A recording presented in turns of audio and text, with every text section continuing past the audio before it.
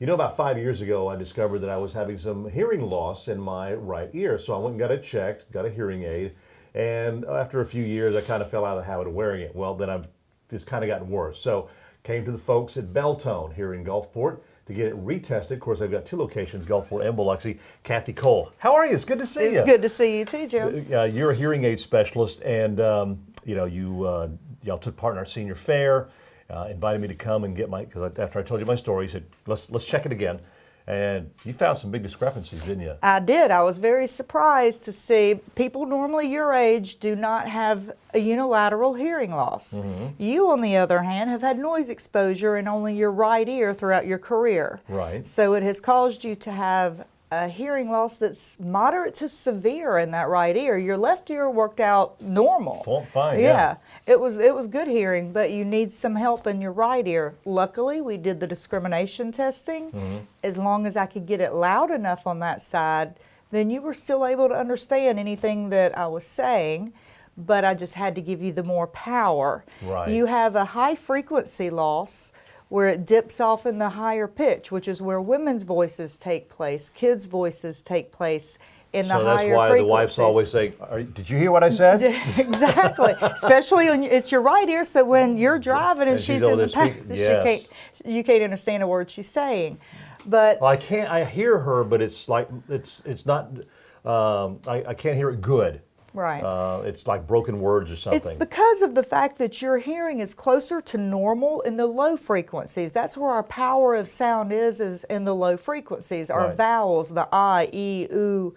You can make that louder with your throat sound, but in the high frequencies where the consonants are, those are the S, you can't make those sounds any louder. Right. So that messes up your speech clarity. Your understanding of speech is not going to be as good if you're missing out on those consonants, because that's where it's carried at. Wow, that's amazing. Well, I tell you what, hearing aid technology has come so far in the past several years. And matter of fact, the one that I have now is actually smaller than the one that I had before.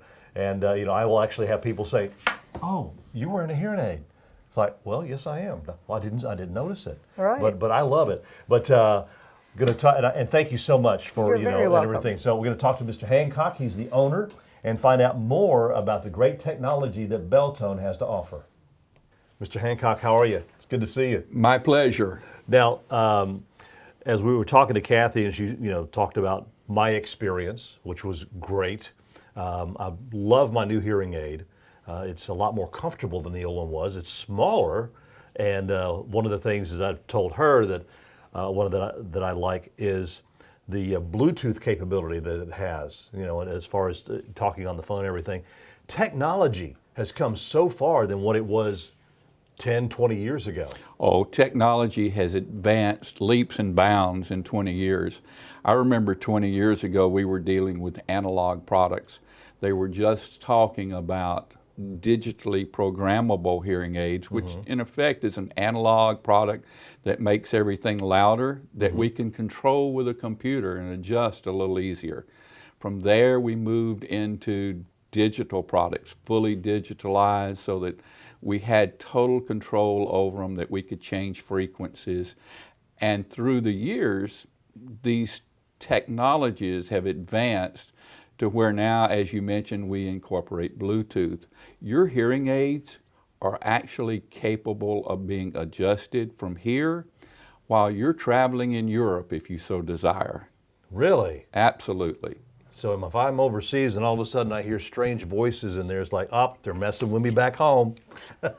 Well, there is a safeguard built into it that you do have to accept the download before we can get into them. But yes, you can send us a message and say, I'm having this particular difficulty in this particular situation, in this particular instance. The hearing aid is smart enough that it will have recorded that for us. We can take a look at the problem.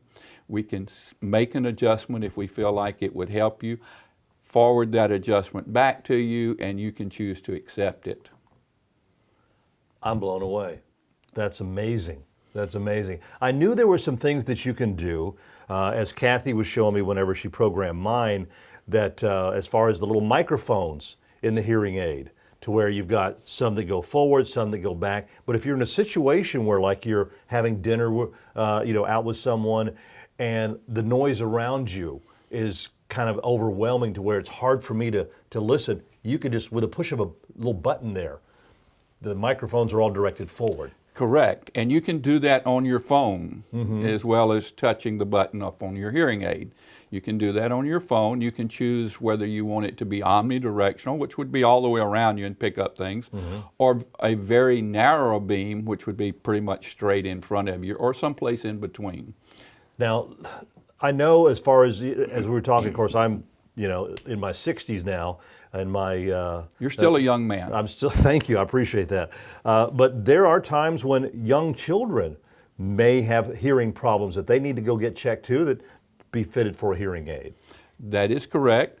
We work with young children only with and in conjunction with an ENT. Right. We do not work with young children separate and apart from an ear, nose, and throat professional. Right. Only when they're involved. referred to you. Yes. Referred to us, and in total conjunction with that doctor and his practice. But so, I mean, and so if you find out, your child is having a problem, yes, definitely go to your pediatrician, your ENT, and just go on down the line to see exactly what is necessary.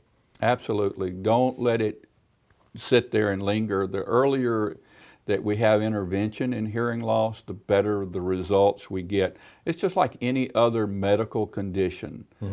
Early intervention means quicker treatment, better treatment, and treatment that yields better results for us. And everybody's going to be different as far as exactly what they're going to need for a hearing aid, a different type of program. Again, it depends on your work environment, for one thing. Absolutely. We have hearing aids that we consider to be just very basic, and there are people who need those. That's the appropriate hearing aid for them. Right. They live in a quiet, simple environment. They're not maybe exposed to much noise. They're not exposed to changing environments. So just a basic hearing aid works very well for them. We have a product we call an Origin, and it's very inexpensive and works really well.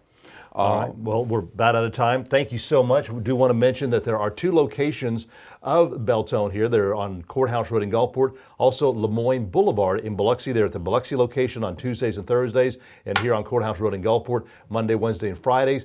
Phone numbers are there on your screen.